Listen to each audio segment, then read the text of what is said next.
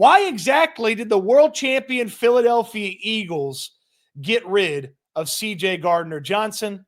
Well, hopefully the man with that answer is joining us right now. You know him from his work at the Houston Chronicle. He covers the Philadelphia Eagles for The Athletic right now. Brooks Kubena joins us. Yeah, man. Hopefully. What do you mean hopefully has the answers? I kind of hope that I have the answers too. So So you got congratulations on covering Kenyon Green again. I'm sure you're thrilled about yeah. it. Well, part of that is, you're looking at one of the best position coaches on the offensive line in the NFL, Jeff Stoutland, uh, widely called Stoutland U. So here's another enrollee, and we'll see if he ends up being a graduate or a dropout or somewhere in between. So Right. definitely an interesting part of that.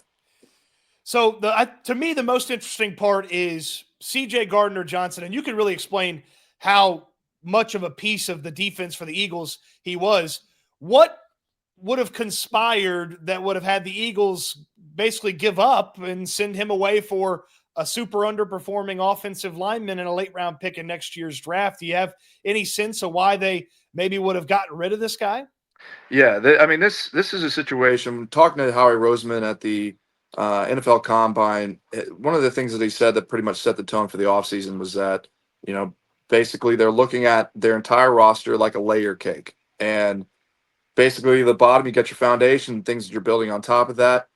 Basically, he's talking about the salary cap. And if you look at what they did last year, they brought in a lot of guys and splurged on Saquon Barkley and others. And CJ Gardner-Johnson was actually part of that overhaul, and some of the guys they brought in. And then after this year, they took a look at it and looked into the future with some of the rookies they've hit on, Jalen Carter being one of them. He's going to be up for a massive deal in a couple of years. So this is a team that looks into the future when they're making their present decisions. CJ Gardner-Johnson was 2 more years on his contract, and someone that once another year goes by was somebody that they'd have to think, okay, is this a guy that we're extending? Is this a guy we're going to restructure? Because there were a lot of guarantees in his contract that were going to come up in dead money years, voidable years, that they'd have to eventually face. So this move gives them some freedom to make those future decisions in their monetary space. Now, a lot of people that are commenting on this right now are giving Howie Roseman the benefit of the doubt, which just won the Super Bowl. I think he deserves a little bit of that. Sure. But that doesn't mean he's infallible. He is capable of making a bad trade. This one comes with some fair questions. C.J. Gardner-Johnson came in at a time where the Eagles were simply bad in the secondary. In 2023, they gave up a ton of explosive plays, and Howie Roseman admitted that that was his mistake, that he had neglected a lot of things in the secondary, and that's why he brought in C.J. Gardner-Johnson, and he performed. He led the team with 6 interceptions on a defense that really had a large responsibility for winning the Super Bowl. So whenever you trade him away, that is a vacancy now. Who's going to start there? Well, in 2023, they drafted Sidney Brown in the 3rd round, and he performed pretty well as a rookie. He had a pick 6 against the Giants, and then suffered a season-ending ACL tear, and he was recovering all of last year with that. So they feel pretty high and confident about his opportunity to start and replacing CJ, but it's still not certain. And the other spot, Reed Blankenship, is going into his final year of his contract, so they're going to have to decide whether they're going to re-sign him. So the monetary savings that they make here, it goes into the overall pot. So there are things that they're going to have to pay for eventually, whether that's Reed Blankenship, whether that's Jalen Carter, whether that's Kenyon Green now, who's entering the final year of his deal. So he's getting the benefit of the doubt because he's made a lot of good moves and obviously just won a Super Bowl, but you're losing some key production from a guy that was helping a position group that was really struggling before he got there. And are you going to get the same level of success?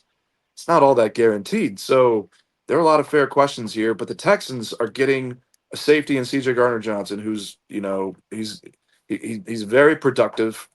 We've seen him do that with the Eagles. The defense for the Texans was playing really well, especially in the playoffs against Patrick Mahomes, is a guy that was part of the reason why Pat Mahomes played really poorly in the Super Bowl. So I think it's a great addition for the Texans in terms of what they're trying to do defensively. And it really didn't cost them all that much because I would have been surprised to see them pick up Kenyon Green's 5th-year option based on his performance. And I know there was some bad luck with injury in 2023, but still, I think this works out really well for the Texans, what they need right now, and it didn't come at a very large price. So CJ Gardner-Johnson, I think maybe the perception of him from like a between the ears standpoint is that he's got a little bit more juice than some of the other players at that position. What can you say to kind of the? I mean, we know what the player is. We see the Yeah. production. What's the mentality?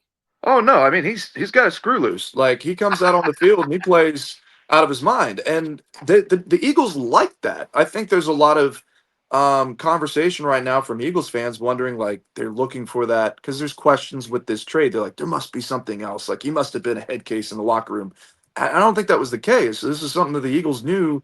They had him twice before. Well, once before, and then off, and then he went to Detroit, and then they brought him back. They knew his personality, and Howie Roseman and Nick Sirianni both said that they were missing some of the swagger that was missing whenever he left. So he brought that energy in a different way, and to anybody like watching that from the Eagles standpoint, I mean Sidney Brown was penalized for tackling somebody near the tunnel. I mean he's got a screw loose too, so it's not like they're okay. This guy's a lot more contained, but like both of those guys are fine locker room guys. I think you accept a little bit of craziness whenever you think about a secondary. And I mean, CJ Gardner-Johnson is calm for a lot of. I mean, I had a lot of there's a lot of normal quote unquote uh, exchanges whenever you have a professional interview with him. I mean, I think it's a persona that he adopts and welcomes.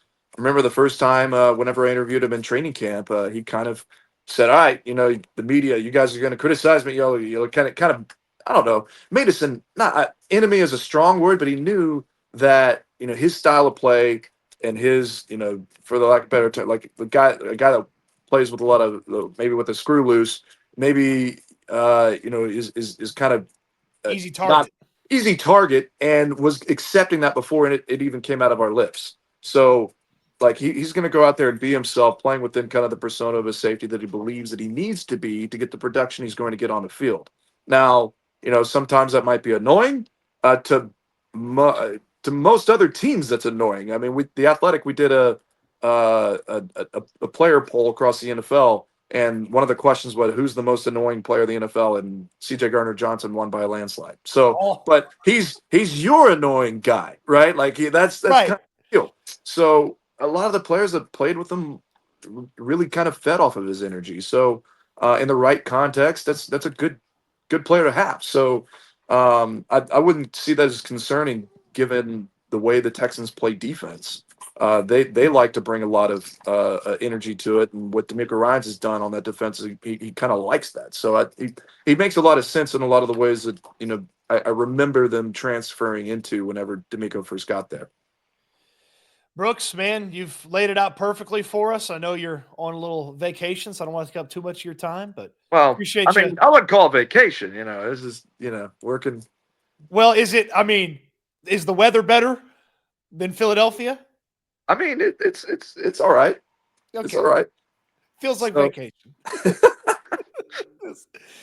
How is Philadelphia? Have you run the Rocky Steps a bunch and cheesesteaks and all that? Whenever I first got there, I told myself I wasn't gonna go to the Rocky Steps, and then the very first morning I woke up and said, "How far is the Rocky Steps? I'm gonna go run that way." I mean, everything, all the things people say about Philly, the Rocky Steps, the cheesesteaks, all that stuff's great. But one of the things I really like about it is, I mean, it's kind of cliche to say, but it is a blue collar city. A lot of people, really, and the reason for that, they really care about the Eagles because people's Monday through Fridays, those are tough jobs. They're looking forward to something, and when the Eagles don't perform, they get angry. And like I was looking forward to this all week. But a lot of it too is a very straightforward place. They value sincerity, and like you go to a bar or wherever else, and you can talk to whoever, and they come up to you, and you can end up knocking a few back with some people and having some pretty interesting conversations. So it's a pretty real place. I think for the folks that followed Brooks in Houston, he covers the Eagles now for the Athletic. You've got an Athletic membership. I think it was one of your first stories that you posted, or you'd worked on it for a while after you first got there. I think it's one of the best things of writing that you've ever done. I really enjoyed that. So I encourage people to scroll through the archives. And, oh, by the way, Brooks was covered a championship team. So there's some good stuff from that run as well. Yeah. Yeah. Well, I appreciate that. Yeah, that Jason Kelsey story was really that's what I spent my offseason doing last year, and got into some fun dive bar situations with a fun underground band, and really profiling a city that you've never really lived in before is really interesting. And I feel like that one definitely is one that I felt really special producing. So I appreciate you bringing that up, man. That one and Brazil too. You are the Brazil was fun. authority. You are the authority on NFL in Brazil. Yeah. Well, I think what's interesting is I don't think the Chargers have yet announced who they're playing. Is that right? In Brazil? It's not going to be the Texans. No? Okay. All right. Well, maybe another year. Maybe it'll be Eagles, Texans, and Australia. So. Well, yeah, my Lotta would love that. It would be great. The international games are really interesting. I think the NFL definitely is really flexing its muscles in a lot of these different countries that are ready for it, and I'm curious to see how far it eventually goes, because I mean, there's always talk about adding extra games, and if it ends up at week 18, 18 games, then Yeah. how many of those are international? And I mean, not every player is all that excited about going either, not just because of the places, but because of the scheduling. And if you're playing multiple games across the international states, and you're also asking fans who are paying season tickets to give up a home game in some circumstances. So that's the take that I'm hearing about the Eagles, and whether they're going to continue to do that. I don't think it's going to be in a case where they have a home game giving up. I think it's more that they would accept that as an away. But definitely things the NFL is working out. But I think it's really fascinating whenever you get a chance to go to a place that's never hosted an NFL game before. And Brazilians, they got a big kick out of that, and they're not going to be done.